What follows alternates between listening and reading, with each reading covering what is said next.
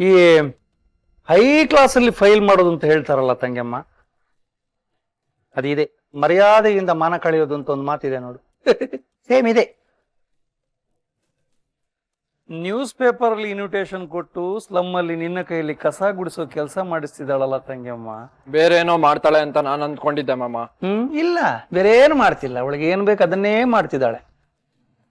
ನೀನು ಅವಳನ್ನ ಗಲೀಜು ಅಂತಂದೆ, ಅದೇ ಗಲೀಜಿನ ಈಗ ನಿನ್ನ ಕೈಯಲ್ಲಿ ಅವಳು ಕ್ಲೀನ್ ಮಾಡಿಸ್ತಿದ್ದಾಳೆ. ತಂಗಿಯಮ್ಮ ಇರೋ ಬರೋ ಕೊಳಕನ್ನೆಲ್ಲ ತಗೊಂಡೋಗಿ ಆ ಕಣ್ಮಣಿ ಮೇಲೆ ಹಾಕಿದ್ಲು. ಅದೇ ಕೊಳಕನ್ನ ಈಗ ನನ್ನ ತಂಗಿಯಮ್ಮನ ಕೈಯಲ್ಲೇ ಕ್ಲೀನ್ ಮಾಡಿಸ್ತಿದ್ದಾಳೆ. ಅಣ್ಣ ಸ್ವಲ್ಪ ಸುಮ್ಮನಿರ್ತೀಯ?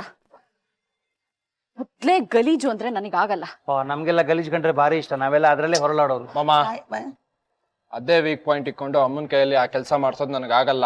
ಈ ಆಗಲ್ಲ ಅನ್ನೋದನ್ನ ಗೀತಾ ಈ ಮನೆಗೆ ಬಂದ್ಮೇಲೆ ನಿನ್ನ ಬಾಯಲ್ಲಿ ಮಿನಿಮಮ್ ಅಂದ್ರೆ ಒಂದು 700-800 ಸರಿ ಕೇಳಿದಿನಪ್ಪ.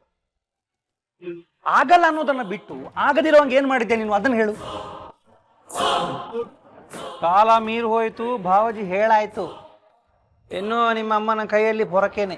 ಅವಳ ಪೇಪರಲ್ಲಿ ಹಾಕ್ಸದ್ಲು ಅಂತ ಅಮ್ಮ ಕ್ಲೀನ್ ಮಾಡೋದ್ ಬೇಕಾಗಿಲ್ಲ. ನಾನು ನನ್ನ ಫ್ರೆಂಡ್ಸ್ಗೆ ಫೋನ್ ಮಾಡ್ತೀನಿ, ಅವ್ರೊಂದಷ್ಟು ಜನ ಕರ್ಕೊಂಡ್ಬಂದು ಕ್ಲೀನ್ ಮಾಡಿಸ್ತಾರೆ. ಬೇಕಾದ್ರೆ ಅಮ್ಮ ಪೊರ್ಕೆ ಹಿಡ್ಕೊಂಡ್ ಪೋಸ್ ಕೊಡ್ಲಿ, ಅದಕ್ಕೆ ಅಂತ ಕ್ಲೀನ್ ಆಗಿರೋ ಪೊರ್ಕೆ ತಗೊಂಡ್ ಹೋಗೋಣ. ಒಂದಷ್ಟು ಫೋಟೋ ಇಡ್ಸೋಣ, ಅದನ್ನೇ ಪ್ರೆಸ್ನವ್ರು ಕಳ್ಸಿದ್ರೆ ಆಯ್ತು. ಸ್ಲಮ್ ಕ್ಲೀನ್ ಆಗ್ಬೇಕು, ಆಗುತ್ತೆ. ಆದ್ರೆ ಆ ಕೆಲ್ಸ ಬೇರೆಯವ್ರು ಮಾಡ್ತಾರೆ. ನಾನು ಅಮ್ಮ ಒಂದ್ 5 ನಿಮಿಷ ಅಲ್ಲಿ ಇದ್ ಬಂದ್ರೆ ಆಯ್ತು. ಏನಂತೀಯಮ್ಮ? ಆಯ್ತು ಮಗನೆ, ಒಟ್ನಲ್ಲಿ ಗಲೀಜು ನನ್ನ ಮೈಗೆ ಅಂಟಬಾರ್ದು ಅಷ್ಟೇ. ಅತ್ತೆಮಾ,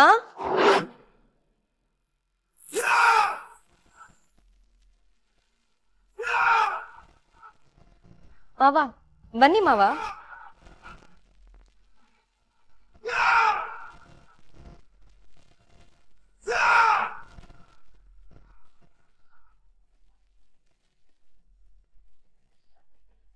ನಿಜಕ್ಕೂ ನೀವು ತುಂಬಾ ಅದೃಷ್ಟವಂತೆ ಅತ್ತೆ.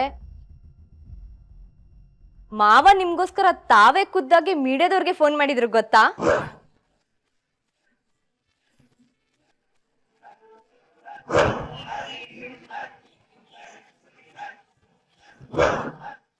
ಅತ್ತೆ, ನಿಮ್ಗೆ ಇನ್ನೊಂದು ಗುಡ್ ನ್ಯೂಸ್ ಗೊತ್ತಾ?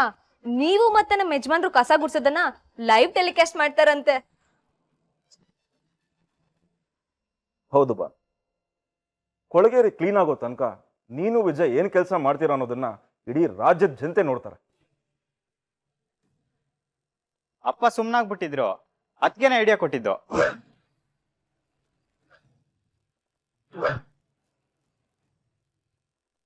ಬ್ರೇಕಿಂಗ್ ನ್ಯೂಸ್ ಅಂತ ಬೇಡದಿರೋ ವಿಷಯಕ್ಕೆಲ್ಲ ಕ್ಯಾಮ್ರಾ ಇಟ್ಕೊಂಡು ಓಡ್ ಬಂದ್ಬಿಡ್ತಾರೆ. ಹಾಗೆ ನೋಡಿದ್ರೆ ಇಂಥ ವಿಷಯನ ಖರೀದೆ ಬಂದು ಕವರ್ ಮಾಡ್ಬೇಕಾಗತ್ತ. ಯಾಕಂದ್ರೆ ಇದು ಸಾರ್ವಜನಿಕರಿಗೆ ಮುಟ್ಟೋ ವಿಷಯ, ತಟ್ಟೋ ವಿಷಯ. ಅದಕ್ಕೆ ಕಾರ್ಯಕ್ರಮ ಮುಗಿಯೋ ತನಕ ನೀವು ಕವರೇಜ್ ಮಾಡಬೇಕು ಅಂತ ಮೀಡಿಯಾದವ್ರಿಗೆ ನಾನೇ ಫೋನ್ ಮಾಡಿ ಕರೆಸಿದೆ. ಓಹೋ, ಹಾಗಾದ್ರೆ ಈ ಕೆಲಸ ಹಾಗೋಗಿ ಹೀಗೆ ಬರೋದಲ್ಲ. ಇಲ್ಲ ಇಲ್ಲ ಇಲ್ಲ, ಅಮ್ಮ ಗುಡ್ಸಿ ರಂಗೋಲೆ ಹಾಕೋವರ್ಗು ನಡೀತಾ ಹೋಗುತ್ತೆ. ಒಳ್ಳೆ ಕೆಲಸ ಮಾಡಿದೆ ಗೀತಾ. ಇಲ್ಲ, ನಾನ್ ಮೀಡಿಯಾದವ್ರಿಗೆ ಫೋನ್ ಮಾಡೋದೇ ಮರ್ತೋಗ್ತಾ ಇದ್ದೆ. ಏನೋ ಅತ್ತೆ ಮಾಡ್ತಿರೋ ದೊಡ್ಡ ಕೆಲ್ಸದಲ್ಲಿ ನನ್ನೊಂದ್ ಚಿಕ್ಕ ಅಳಿಲು ಸೇವೆ ಮಾವ. ಅದು ತುಂಬಾ ಗಲೀಜಿರೋ ಜಾಗನ ಆಯ್ಕೆ ಮಾಡ್ಕೊಂಡು ಶುದ್ಧ ಮಾಡ್ತಾರೋ ನಿಮ್ ಮನ್ಸುಗಳು ಎಷ್ಟು ಶುದ್ಧ ಅನ್ನೋದನ್ನ ಕಾಣುತ್ತೆ. ಇವ್ರುಗಳ ಮನ್ಸು ಶುದ್ಧ ಮಾವ, ಆದ್ರೆ ಸ್ಲಮ್ ಶುದ್ಧ ಇಲ್ವಲ್ಲ. ಮನೆ ಗಲೀಜಾದ್ರೆ ಯಾರೋ ಏನೋ ಎತ್ ಬಿಸಾಕ್ಬೋದು, ಅದು ಮನೆ ಕಸ, ಅಷ್ಟೇನ್ ಬೇಜಾರಾಗಲ್ಲ. ಆದ್ರೆ ಇದು ಬೀದಿ ಕೊಳಕು, ಇದನ್ ಕ್ಲೀನ್ ಮಾಡಕ್ಕೆ ವಿಶೇಷವಾದ ಮನಸ್ಥಿತಿ ಬೇಕಾಗುತ್ತೆ ಅಲ್ವಾ ಅತ್ತೆ?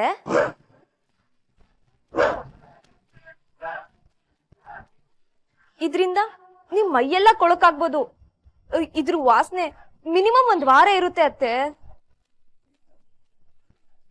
ಇರ್ಲಿ ಬಿಡು ಅನ್ಕೊಂಡು ಈ ಸಮಾಜ ಸೇವೆಗೆ ಇಳಿಯೋದಿದ್ಯಲ್ಲ, ಅದು ದೊಡ್ಡ ವಿಷಯ, ನಿಜಕ್ಕೂ ದೊಡ್ಡ ವಿಷಯ ಅತ್ತೆ. ಹೋಗ್ಬಿಡ್ ಬಾಬಾ, ನನ್ಗೊಂದು ಮೀಟಿಂಗ್ ಇದೆ, ನಾನು ಹೊರಡಬೇಕು. ನಾನು ಲೈವ್ ಟೆಲಿಕಾಸ್ಟ್ ಅಲ್ಲಿ ನೋಡ್ತೇನೆ. ನಿನ್ನ ಸ್ಲಮ್ ಭೇಟಿ ಯಶಸ್ವಿ ಆಯ್ತು.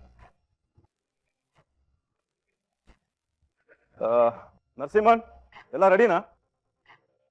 ಅತ್ತೆ, ನೀವು ಸೆಲೆಕ್ಟ್ ಮಾಡ್ಕೊಂಡಿರೋ ಕೊಳೆಗೇರಿ ಇದೆಯಲ್ಲ, ಅದು ಅಂತಿಂತದಲ್ಲ ಅತ್ತೆ, ಇಡೀ ಊರಿನ ಗಲೀಜ್ ಅಲ್ಲೇ ಇರತ್ತೆ. ಅಪ್ಪ ಬರ್ಲಾ ಅತ್ತೆ?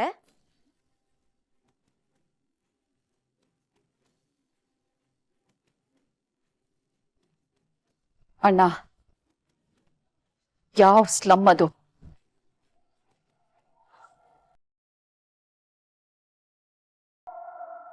ಬಂಧುಗಳೇ, ಕೊಳೆಗೇರಿ ನಿವಾಸಿಗಳೇ, ಇವತ್ತು ಮಹಿಳಾ ಮತ್ತು ಮಕ್ಕಳ ಕಲ್ಯಾಣ ಇಲಾಖೆಯ ಮಂತ್ರಿಗಳಾದ ಶ್ರೀ ಸೂರ್ಯಪ್ರಕಾಶ್ ಅವರ ಧರ್ಮ ಪತ್ನಿ ಶ್ರೀ ಭಾನುಮತಿ ಹಾಗೂ ಅವರ ಮಗನಾದ ಶ್ರೀ ವಿಜಯ್ ಅವರು ನಿಮ್ ಬೀದಿಯನ್ನು ಕ್ಲೀನ್ ಮಾಡಕ್ ಬರ್ತಾ ಇದ್ದಾರೆ.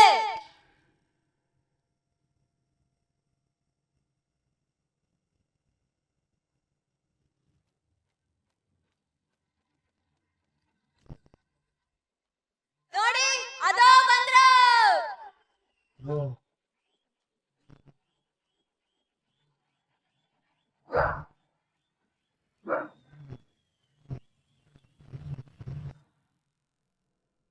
ಅಣ್ಣ, ಏನಣ್ಣ ಇದು ಗಬ್ಬು ನಾತ? ಈ ಗಬ್ಬಿಗೆ ತಂಗಿಯಮ್ಮ ನೀನು ಸೆಂಟ್ ಹೊಡಿಬೇಕಾಗಿರೋದು. ಗಲೀಜನ್ನು ಯಾವುದೇ ಕಾರಣಕ್ಕೂ ಸಹಿಸದ ಭಾನುಮತಿ ಅವರು ಅದನ್ನ ತೊಲಗಿಸಕ್ಕೆ ಪಣ ತೊಟ್ಟು ಬಂದಿದ್ದಾರೆ.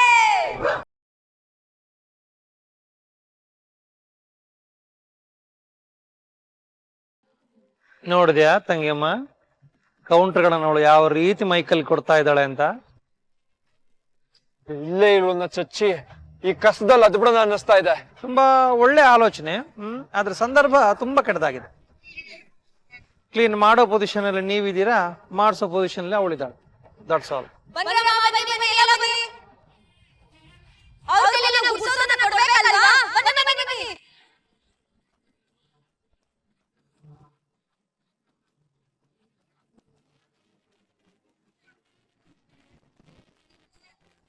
ಈಗ ಸ್ಲಮ್ ನ ಕ್ಲೀನ್ ಮಾಡೋದಕ್ಕೆ ಸ್ಲಮ್ ನಿವಾಸಿಗಳು ಅದಕ್ಕೆ ಬೇಕಾದ ಪರಿಕರಗಳನ್ನು ಕೊಡ್ತಾ ಇದ್ದಾರೆ. ಅಮ್ಮ ಕೊಡಿ, ತಗೊಳ್ಳಿ ಅತ್ತೆ, ತಗೊಳ್ಳಿ ಅತ್ತೆ. ಜನ ಅಷ್ಟು ಪ್ರೀತಿಯಿಂದ ಕೊಡ್ತಾ ಇದ್ದಾರೆ. ಕ್ಯಾಮ್ರಾಗಳು ಲೈವ್ ಟೆಲಿಕಾಸ್ಟ್ ಮಾಡ್ತಾ ಇದ್ದಾರೆ. ತಗೊಳ್ಳಿ ಅತ್ತೆ. ಅಮ್ಮ ನೀವೊಂದ್ ಕೊಡಿ ಅವ್ರಿಗೆ. ತಗೊಳ್ಳಿ ಯಜಮಾನ್ರೆ. ಒಳ್ಳೆ ಕರೆ, ಒಳ್ಳೆ ಕರೆ, ಒಳ್ಳೆ.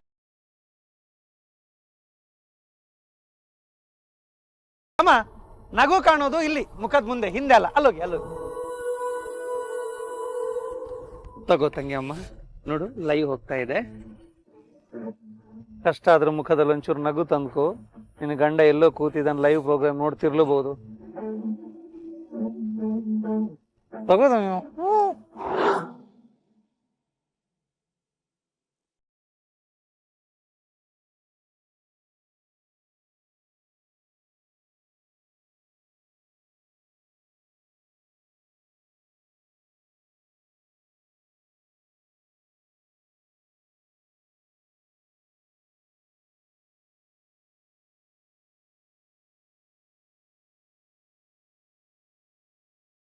ಯುದ್ಧ ಮಾಡ್ಬೇಕಾದ್ರೆ ಶತ್ರುನ ಎದುರ್ಸಕ್ಕೆ ಕೈಯಲ್ಲಿ ಕತ್ತಿ ಕತಾರಿ ಇರ್ಲೇಬೇಕು. ಕಸ ಅನ್ನೋದು ಶತ್ರುನೇ, ಗಲೀಜ್ ಅನ್ನೋದು ನಮ್ಮ ಆರೋಗ್ಯದ ಮೇಲೆ ದಾಳಿ ಮಾಡೋ ಅಂತಕನೇ. ಅದಕ್ಕೆ ಗಲೀಜನ್ನು ಒದ್ದೊಡಿಸಲು ತಾಯಿ ಮಗನ ಕೈಗೆ ಬಂದಿರೋ ಆಯುಧ ಪೊರಕೆ. ಕತ್ತಿ ಅಷ್ಟೇ ಶ್ರೇಷ್ಠ. ಕಣ್ಣಿಗೆ ಒದ್ಕೊಂಡು ಕೆಲಸ ಶುರು ಮಾಡ್ಬೋದು ಅತ್ತೆ. ಮೇಡಮ್, ನಿಮ್ಮ ಈ ಸಮಾಜ ಸೇವೆಯ ಹಿಂದಿನ ಸ್ಫೂರ್ತಿ ಏನು? ನಮ್ಮ ಮನೆ ಕೆಲ್ಸದಾಕೆ ಕಣ್ಮಣಿ.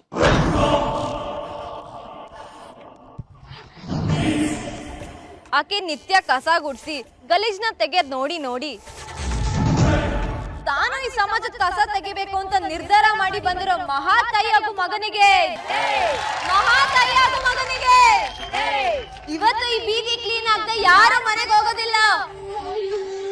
ಈಗ ಈ ಕಾರ್ಯಕ್ರಮ ಶುರು ಕಸ ಗುಡ್ಸೋದಿಂದಲೇ. ಅತ್ತೆ, ಶುರು ಮಾಡೋಣವಾ?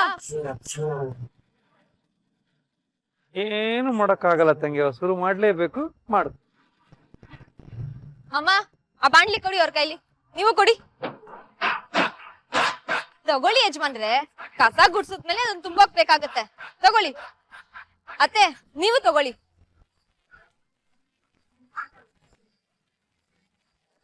ಬನ್ನಿ ಅತ್ತೆ, ಕೆಲ್ಸ ಶುರು ಮಾಡೋಣವಾ?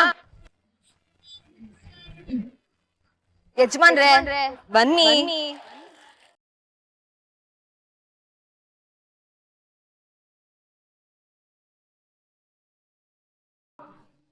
ಗಿರಿ, ನಮ್ ಬಾಸ್ ಹೋಗಿ ಕೈಯಲ್ಲಿ ಪೊರಕೆ ಹಿಡಿಯೋ ಪರಿಸ್ಥಿತಿ ಬಂತಲ್ಲೋ. ಲೋ ಸುಮ್ನೆ ಇರೋ. ವಿಜಯ್ ಅವ್ರ ಅಮ್ಮನ ಕೆಲಸ ಮಾಡ್ತಿರ್ಬೇಕಾದಾಗ ಪಾಪ ವಿಜಯ್ ಏನೋ ಮಾಡಕ್ ಸಾಧ್ಯ? ಮಗ 100% ಇದು ಆ ಗೀತಾ ಮಾಡಿಸ್ತಾ ಇರೋ ಕೆಲಸ.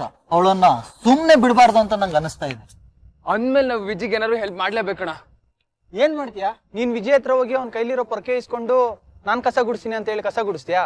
ನಾನ್ ಹೇಳ್ತಾ ಇರೋದು ಅದಲ್ವಾ, ಆ ಗೀತಾಗ್ ಏನಾದ್ರು ಒಂದ್ ಗತಿ ಕಾಣಿಸಿ ವಿಜಯ್ ಹತ್ರ ಬೇಷ್ ಅನ್ಸ್ಕೋಬೇಕು. ಬೇಡ ಗುರು, ಗೀತಾ ಸಾಮಾನ್ಯದವಳಲ್ಲ. ಮಂತ್ರಿ ಮನೆಯವ್ರನ್ನೇ ಆಟ ಆಡಿಸ್ತಾ ಇದ್ದಾಳೆ ಅಂದ್ಮೇಲೆ ನಮ್ಮನ್ನೆಲ್ಲ ಸುಮ್ನೆ ಬಿಡ್ತಾಳ? ಹಾಗಂತ ನಮ್ ವಿಜಯ್ ಕೈಲಿ ಪೊರಕೆ ಹಿಡ್ಕೋಬೇಕಾ? ತಗೊಂಡಿದ್ದಾನೆ ಅಂದ್ಮೇಲೆ ಗೀತಾದು ಅಪ್ಪರ್ ಹ್ಯಾಂಡ್ ಅಂದಂಗೆ. ವಿಜಯ್ ಸೋತ, ಚರಂಡಿಲ್ ಬಿದ್ದ. ಇದು ನಮ್ಗಾಗ್ತಾರ ಅವಮಾನ ಕಣೋ. ಗೀತಾನ್ ಹೀಗೆ ಬಿಟ್ರೆ ಬೆಜ್ಜಾನ್ ಮೆರಿತಾಳೆ. ನನ್ಗೇನಾದ್ರೂ ಹಿಂಗಾಗಿದ್ದಿದ್ರೆ ಏನ್ ಮಾಡ್ತಿದ್ದೆಪ್ಪ? ಯಾರಿಗಾದ್ರೂ ಸುಪಾರಿ ಕೊಟ್ಟು ಅವಳನ್ನ ಕಿಡ್ನಾಪ್ ಮಾಡಿಸಿ ಇನ್ನು ಜನ್ಮದಲ್ಲಿ ಈ ತರ ನಿರ್ಧಾರಗಳನ್ನ ತಗೊಂಬಾರ್ದು. ಹಂಗ ಕಾಟ ಕೊಡ್ತಿದ್ದೆ ಅವಳಿಗೆ. ಈ ಕೊಬ್ಬು ತೋರ್ಸ್ತಾರಲ್ಲ ಅವ್ರನ್ನ ಯಾವತ್ತೂ ಸುಮ್ನೆ ಬಿಡಬಾರ್ದು ಕಣ್ರೋ. ಗೀತಾನು ಹಾಗೆ ಅನ್ಕೊಂಡು ವಿಜಯ್ಗೆ ಒಂದು ಪಾಠ ಕಳಿಸ್ಬೇಕು ಅಂತ ಈ ತರ ಎಲ್ಲ ಮಾಡ್ತಿದ್ರೆ? ಆ ರೀತಿ ಯೋಚನೆ ಮಾಡಿದ್ರೆ ನಮ್ ಮ್ಯೂಸಿಕ್ ಕೊಪ್ಪು ತೋರಿಸ್ತಾ ಇದ್ದಿ ಸತ್ಯ ಬಿಡು. ಅಯ್ಯೋ, ದುಡ್ಡಿರೋರ್ಗ ಅವೆಲ್ಲ ಕಾಮನ್. ನಮ್ಮಂತ ದುಡ್ಡಿಲ್ದೇವ್ರಾದ್ರೆ ಜಿ ಹುಜೂರ್ ಅನ್ಕೊಂಡಿರ್ಬೇಕು. ಆ ಬುದ್ಧಿ ಗೀತಾಗೂ ಬರ್ಬೇಕು. ಆ ಗೀತಾ ಯಾವಾಗ್ಲೂ ಮಾತಿಗೆ ಮುಂಚೆ ಸ್ವಾಭಿಮಾನ ಇದೆ ಸ್ವಾಭಿಮಾನ ಇದೆ ಅಂತ ಹೇಳ್ತಾ ಇರ್ತಾಳಲ್ಲ. ಹಾಗಾದ್ರೆ ದುಡ್ಡಿಗಿನ ಸ್ವಾಭಿಮಾನ ದೊಡ್ಡದಾ? ಇಲ್ಲ ಕಣ, ದುಡ್ಡಿನ ಮುಂದೆ ಸ್ವಾಭಿಮಾನ ಸೋಲ್ಲೇಬೇಕು. ಅದಕ್ಕೆ ನಾವು ವಿಜಿಗೆ ಏನಾದ್ರೂ ಸಹಾಯ ಮಾಡ್ಲೇಬೇಕಣ. ಅಷ್ಟ್ರಲ್ಲಿ ಗೀತಾ ಅವ್ರ ಕೊಬ್ಬನ್ನೆಲ್ಲ ಕರಗಿಸ್ಬಿಟ್ಟಿರ್ತಾಳೆ ಅನ್ಸುತ್ತೆ. ಆ ಗೀತಾ 100% ಅವ್ರು ಮಾಡ್ತಾರೋ ಕೆಲ್ಸ ಎಲ್ಲ ನೋಡಿ ಹೆಮ್ಮೆಯಿಂದ ನಗ್ತಾ ಇರ್ತಾಳೆ.